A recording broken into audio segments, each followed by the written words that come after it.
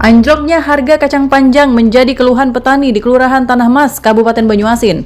Saat ini harga jual di tingkat petani hanya berkisar Rp2.000 hingga Rp3.000 per kilogram.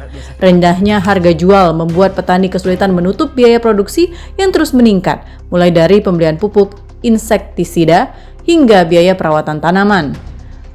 Rudi Ilham, petani kacang panjang di Kelurahan Tanah Mas, Kecamatan Talang Kelapa, mengatakan budidaya kacang panjang membutuhkan waktu sekitar 1,5 bulan sejak penanaman hingga masa panen. Meski harga kacang panjang saat ini mulai mengalami kenaikan dibandingkan beberapa waktu lalu, petani menilai nilainya masih jauh dari harapan.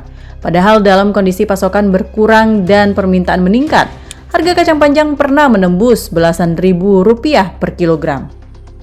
Dari tebar benih sampai panen kurang lebih 1,5 bulan. Pak, kira-kira selama manen kacang ini ada kendala nggak Pak? Apa dari hewan-hewan atau apa Pak? Kalau kendala lumayan banyak sih.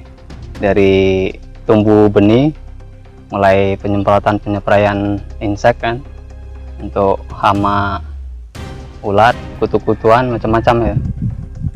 Ada kepi apa itu namanya, lembing ya, kami ngomong itu lembing ya, di spray kan biar tidak mengganggu sampai berbuah. Mulai panen ini ulat mulai merajalela juga ini, lumayan. Berarti selama ini belum pernah Pak apa gagal di kacang?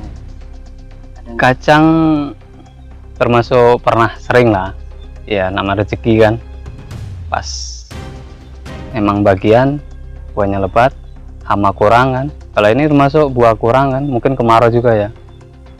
Untuk sekarang Pak, kalau untuk nilai jual kacang panjang ini gimana Pak?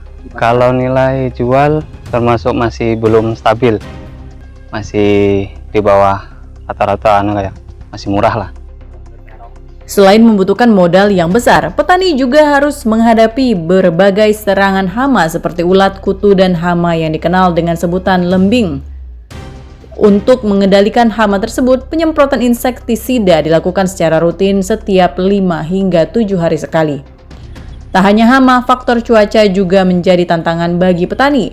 Musim kemarau yang berkepanjangan disebut dapat menurunkan produktivitas tanaman dan berdampak pada hasil panen. Dari Banyuasin, Sumatera Selatan, Muhammad Riza Falevi, iNews melaporkan.